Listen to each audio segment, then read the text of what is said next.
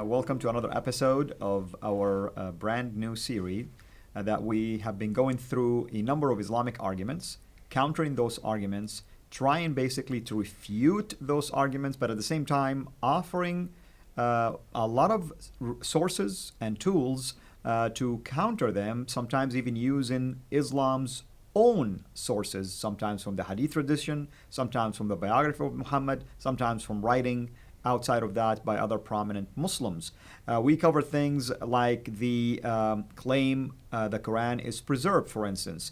We will be covering things related to the rapid growth of Islam. But today we are going to focus on a specific argument that has to do with basically the idea that Muhammad, the Prophet of Islam, performed miracles, which I can tell you right now as a former Muslim who studied the Quran, usually the Quran is considered to be the only miracle for Muhammad. But with me here today to address this particular argument that is extremely interesting is Dr. David Woods, who's been with me throughout these series. David, welcome.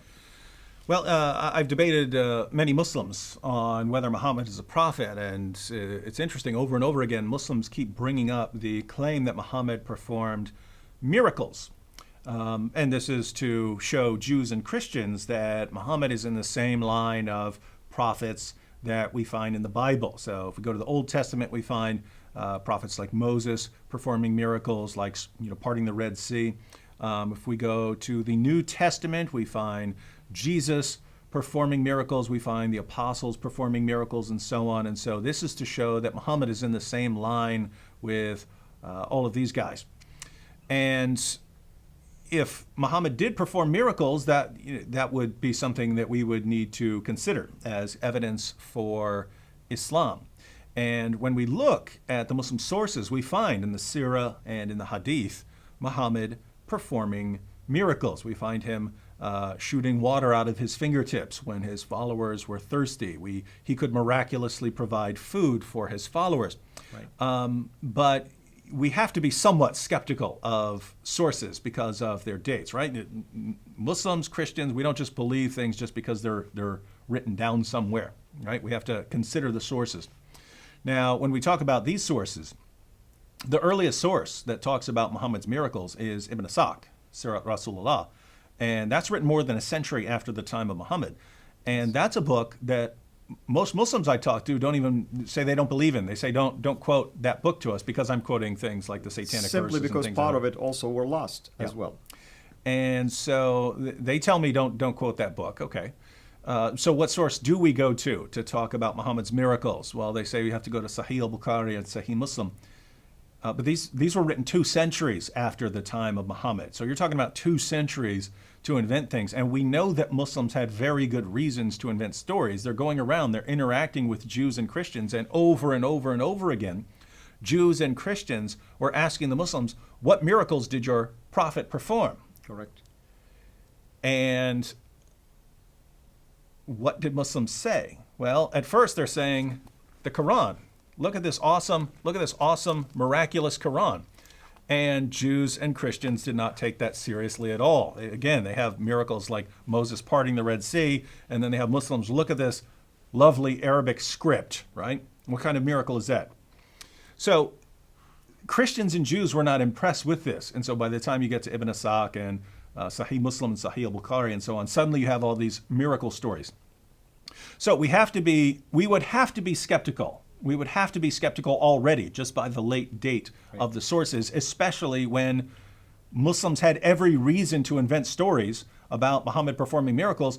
And don't forget, the entire reason for putting the hadith into written collections was that there were so many false stories circulating about Muhammad, right? There were, Bukhari, the great hadith collector Bukhari, had to go sifted through literally hundreds of thousands 600,000 of stories. He went through hundreds of thousands of stories to get to what he considered the most reliable, the most authentic. Which is 7,000 only. So most of it he regards as fabrication. So these stories grow up in an atmosphere where Muslims are inventing all kinds of false things about Muhammad in order to justify their positions. So this is the community that says, oh, and by the way, he performed miracles. We're making up stories, we're lying about all kinds of things, and Muhammad performed miracles. Very difficult to take that seriously. That's correct. But there's an even bigger problem for Muslims, namely the Quran over and over again talks about Muhammad being asked why he couldn't perform miracles. And the response is never, what are you talking about? Muhammad's performing miracles all the time. What are you talking about? He's performing miracles all over the place.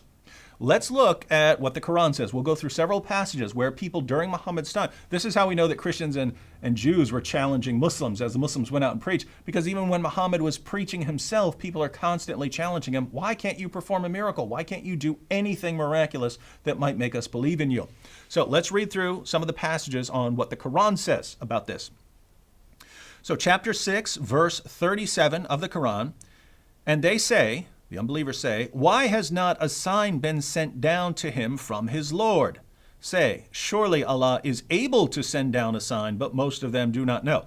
Notice, why hasn't a sign been sent down? Well, Allah is able to. Well, we would all agree that God can send signs. The question was, why doesn't he send down one for Muhammad? Notice, if Muhammad had been performing miracles, and they ask, why has a sign not been sent down to him from his Lord? The appropriate response would have been, what are you talking about? He just did a miracle last week. There were like 80 people who saw it, Exactly. something like that. It will be reported. But over and over again, this is what we find. Let's look at Surah 10, verse 20. And they say, why is not a sign sent to him from his Lord? Say, the unseen is only for Allah. Therefore wait. Surely I too, with you, am of those who wait. So why doesn't a sign come to Muhammad? Why doesn't Muhammad have a miracle? Because the unseen things are only for Allah. We don't know why he doesn't send a miracle. Again, if Muhammad had been performing miracles, why not? Oh, by the way, Muhammad performed miracles all the time. Why do you guys keep asking for miracles when he's been performing so many? Surah 11, verse 12. Then it may be that you will give up part of what is revealed to you, and your breast will become straitened by it, because they say, why has not a treasure been sent down upon him, or an angel come to him? You are only a warner, and Allah is custodian over all things. So why hasn't a miracle come down upon Muhammad? Because Muhammad is only a warner. Surah 13, verse 7. And those who disbelieve say, why has not a sign been sent down upon him from his Lord? You are only a warner, and there is a guide for every people. Surah 13, verse 27. And those who disbelieve say, why is not a sign sent down upon him by his Lord? Say, surely Allah makes him who will go astray, and guides to himself those who turn to him. Surah 17, verse 59. And nothing could have hindered us that we should send signs, except that the ancients rejected them. And we gave to Samud, the she-camel, a manifest sign, but on her account they did injustice, and we do not send signs but to make men fear. Notice this part right here. It says, nothing could have hindered us that we should send signs, except that the ancients rejected them. So why doesn't Muhammad have a miracle? Why doesn't Allah give a miracle to Muhammad? Because others rejected him. Others rejected them, so therefore Muhammad doesn't get one either. By the way, using this argument, I am a prophet. Yeah. And I'm not going to bring any signs to you because others have already rejected signs. Other people rejected it. And so you're a prophet after Muhammad, using the same reasoning. Absolutely. And therefore Islam is false because you're a prophet after Muhammad. All right, one more. Chapter 29, verses 50 to 51. And they say, why are not signs sent down upon him from his Lord? Say, the signs are only with Allah, and I am only a plain warner. Is it not enough for them that we have revealed to you the book which is recited to them? Most surely there is mercy in this, and a reminder for a people who believe. So here we have, why are not signs sent down upon him? Signs are only with Allah. Muhammad is only a warner. And isn't the Quran enough? Isn't the Quran enough of a miracle for you? That's correct. So, and notice the theme. I'm just a warner. I'm just a guide. I'm just a warner. That's it. Anyone can do this job, by the way, to warn people. Yeah. And following this reasoning, isn't every Muslim who preaches the Quran to us Is a warner? warner? Yeah. Exactly. So over and over again, in the Quran itself, people are challenging Muhammad. Jews are asking him, Christians are asking him, unbelievers are asking him, polytheists are asking him, the idolaters are asking him. Everyone's, why doesn't this guy have any miracles? And over again, I'm just a warner, I'm just a warner, I'm just a warner. Never, what are you talking about? Why do you guys keep asking the same question over and over again for years when I've been performing miracles all along, as we find in the Hadith? Well, a couple things here. Muslims should realize they have to be skeptical, even about their most trusted collections now, right? Correct. So even stories about Muhammad performing miracles in their most trusted sources of stories about Muhammad, those pass Bukhari's criterion for an authentic narration. They passed Imam Muslim's criteria for an authentic narration. And we know the stories are false because they contradict even the Quran. Even the Quran doesn't support these stories. That means your most trusted stories are in doubt. Even those were the best of the best, right? They go through hundreds of thousands to get down to the best, and even the most reliable can't be seriously trusted. So, Muhammad couldn't perform miracles, and this is the only one. And the reasons for Allah not giving another miracle apart from the Quran is that other people had rejected them. Absolutely, brother. And it's really baffling to me that Muslims will even want to argue about miracles using the hadith. Why not the Quran? Mm-hmm. The Quran was around the time of Muhammad. Why didn't God reveal such a thing? And in a little bit, I'm going to show why I'm raising this basically objection to this silly argument by using something that was written 2 centuries later. Mm-hmm.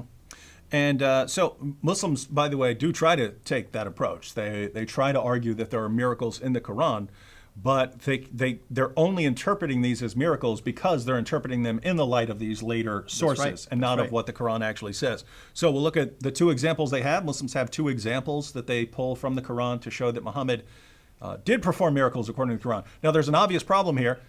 If in these verses Muhammad is performing a miracle, then that would be yet another example of a contradiction in the Quran, because all these other verses deny that Muhammad could perform miracles, and the Quran is his miracle. That's correct. So, but let's take chapter 29 of the Quran, verses 50. Chapter 17, verse 1. Surah Al-Isra. Yeah. Chapter 17, verse 1 of the Quran. This refers to Muhammad's night journey. Glory be to him who made his servant to go on a night from the sacred mosque to the remote mosque, of which we have blessed the precincts, so that we may show to him some of our signs. Surely he is the hearing, the seeing. So this Muhammad going from Mecca to Jerusalem, and this is supposedly an example of a miracle. Now, the problem, of course, right off the bat, is that Aisha herself, in Ibn Ishaq and other sources, was asked about Muhammad's night journey, and she said he was in bed the entire time. So this is not Muhammad miraculously being taken away and him disappearing from Mecca and being taken to Jerusalem and so on. This is Muhammad getting some sort of vision, right? Some sort of vision. Correct. And if I may add also, Dr. Wood, a miracle is intended for others to see it. Mm-hmm. So his own wife said he was asleep. But even let's assume he left the room. Nobody saw this. Yeah. No one said, I saw something unusual, al-Buraq. I saw the Prophet fly in somehow. Yeah. I saw an angel. I heard voices. None of that. And that's by itself is a problem. Number 2, we know historically that the Far Mosque, the Dome of the Rock, wasn't built until 691. So this very verse is problematic anyway in terms of proving that the Quran was tampered with later. Mm-hmm. And so you hit the nail right on the head there. It makes no sense for someone to say, "Hey, I was taken on a journey." No one saw it, but I was. Trust me on this one. I was taken on a journey. So best case scenario, you could say, "Well, the Quran says it, but no one sees it," and so it's basically Muhammad saying that he went on a journey. And oh, by the way, it's just some sort of vision. So this would be like me saying, "Hey, I had a dream," or something like this. I had a dream, and it's I went away to some great place and stuff like this. Therefore, it's a miracle, and I'm a prophet. No, we're asking, why don't we find miracles that could be confirmed? So notice, this just fits in with everything else. It's Muhammad is not doing any miracles that anyone can confirm. That's why they keep challenging him. And Allah says, well, people aren't going to believe it anyway, so I'm just not going to send them. And like you said, Dr. Wood, this is a vision.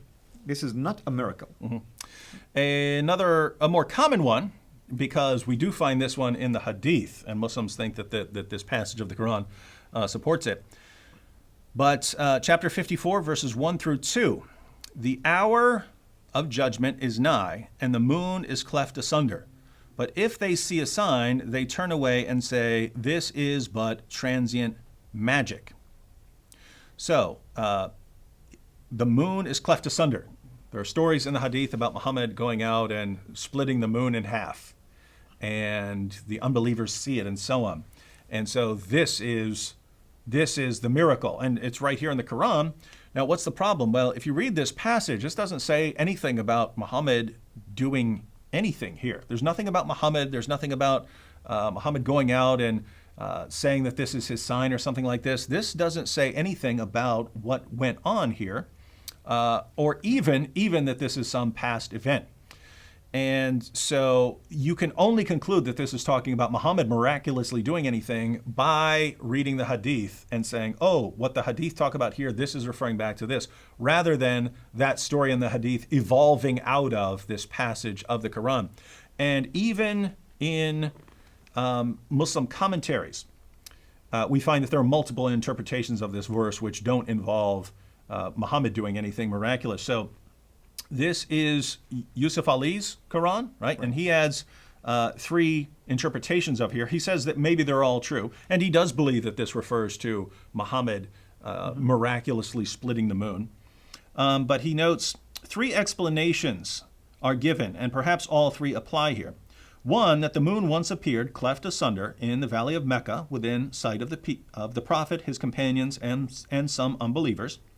Two, that the prophetic past tense indicates the future, the cleaving asunder of the moon being a sign of the judgment approaching. That's actually what it sounds like to me, that it's referring to a future event. Notice the hour. Apocalyptic event, exactly. Yeah, the hour is near and the moon is cleft asunder, exactly. Right? So he acknowledges that is, so the prophetic past tense indicates the future, the cleaving asunder of the moon being a sign of the judgment approaching. And three, that the phrase is metaphorical, meaning that the matter has become clear as the moon. Now, he believes, based on people, if they see a sign, they turn away and say, this is but transient magic. So the unbelievers are denying the miracle. But notice, it says, if they see a sign. If they see a sign. That fits in perfectly with the other passages of the Quran. People in the past didn't believe in it, so even if I showed you a sign, you're not going to believe it, and so on. So even if this were talking about Muhammad's time, it would be saying if they did see a miracle, they would still turn away. But as far as this sort of language here, you even find it in other passages of the Quran. So I'll start off reading the beginning of Surah 75 here. Allah says, I do call to witness the resurrection day, and I do call to witness the self-reproaching spirit. Does man think that we cannot assemble his bones? Nay, we are able to put together in perfect order the very tips of his fingers. But man wishes to do wrong even in the time in front of him. He questions when is the day of resurrection. At length, when the sight is dazed, and the moon is buried in darkness, and the sun and moon are joined together, that day will man say, where is the refuge? Notice this, the moon is buried in darkness, the sun and moon are joined together. The Quran uses this kind of language over and over again. So when it's talking about the moon being cleft asunder, and it says that this is a sign of the approaching judgment and so on, the judgment is near, it sounds like that's referring to apocalypse, not something that's happening during the time of Muhammad to confirm his prophethood. But I mean, at the end of the day, there's not one word about Muhammad doing anything. That's correct. Best case scenario for Muslims, according to the passage, you'd say people saw some event and didn't take heed about what they should believe about God and didn't take heed that the judgment is near or something like that. Nothing about anything happening here that would confirm Muhammad as a prophet. So when we read the Quran from beginning to end, there isn't one single word about Muhammad performing a miracle or Muhammad having anything to do with a miracle apart from the Quran. And we find over and over and over again, like a beating drum, Muhammad not being able to perform miracles and people constantly asking him why he couldn't perform miracles, and the Quran making excuses, making all kinds of excuses for why Muhammad didn't perform miracles. And so, if Muslims are basing their belief in Muhammad based on the idea that he performed these miracles that we find in the Hadiths, well, you really should read the Quran, Muslims, because Muhammad didn't do any of that according to the Quran. And I want to add to what you just mentioned, and thank you for all this detailed reference to Quranic verses. It's interesting because when it came to Muhammad, the Quran keeps insisting that he's just a warner. Yet the same Quran actually mentioned miracles that Moses did, Jesus did. Let me just give you a funny example. You and I know that Muslims are quick to rush to Deuteronomy 18:18 and say, only Muhammad is a prophet like Moses. Yep. Well, here is the Quran's own admission that he is not. Very In different. chapter 28, verse 48, this is what it says. Yet when the truth come to them from ourselves, they said, why has he not been given the like of that Moses was given? Which is what? Signs. But did they not disbelieve also in what Moses was given aforetime? In other words, just because the others rejected Moses' sign, I'm not going to give you any. This would have been a perfect opportunity for Muhammad to show that he is indeed a prophet like Moses. What about our Lord Jesus Christ? Even the Quran acknowledged that Jesus himself and his mother, both of them were a sign. And then Jesus himself also Long after the ancients had been rejecting other miracles of other prophets. Exactly. And God still kept sending people miracles. Exactly. Why? Because the people who are there are different people from the ones who had rejected the miracles. And many people did believe in Jesus because of his miracles, even though other ancient people rejected miracles. And I'm going to play the devil's advocate here. I'm going to pretend now I am this Muslim that heard you make this argument. I say, well, God usually sends prophets to specific times, and therefore the prophet will use miracles that are only applicable to their time. And Yep. Muhammad used the Quran because poems and basically, the linguistic, style of the Quran would have been the perfect counter effect for that. And you're not just making this up. We hear this from Muslims, right? Yeah, we hear this from Muslims. That's the miracle of the time. Well, guess what? If that's the miracle of the time, why do we read over and over again in the Quran people saying, why doesn't he have a sign? Why doesn't he have a sign? Why doesn't he give a miracle? Why Exactly. doesn't he give a miracle? This shows that the unbelievers, whether Jews or Christians or polytheists, didn't view this as a miracle. And in fact, when we look at the Muslim sources, we find many of them ridiculing this idea that Muhammad's revelations are what confirm that he's a prophet. So history shows that people didn't take this argument very seriously. Yes, he apparently won some followers early on who were impressed by his revelations, but that's not how Muhammad won lots of followers, right? When he fled Mecca, he did not have many people. It was only later on when his message changed to, join me, fight the unbelievers. If you die in battle, you go to paradise and get your virgins. If you survive, then you split up the war booty. We'll divide up the female slaves and all their property and so on. That's when Muhammad started winning tons of followers. So as far as the people of his time, very few people found this argument impressive. Exactly. Well, thank you, brother, as always. We appreciate your efforts. Can you give our audience just a hint of the next argument that we'll be addressing? Well, you mentioned earlier on the argument from Rapid Growth. So next time we could go over the argument that Islam must be true because it's growing so rapidly. Islam's the fastest spreading religion, so it must be the truth. Wonderful. Well, hopefully everyone is enjoying this series. And as I always say, I pray that if you are a Muslim who is watching this, that you would go and examine these sources that we've given you, all the references from the Quran and other sources like the Hadith or the biography of Muhammad, and also the Bible as well. But if you are someone who is ministering among Muslims, we pray that this also will be a useful tool in your hand. Until we meet again, have a blessed day.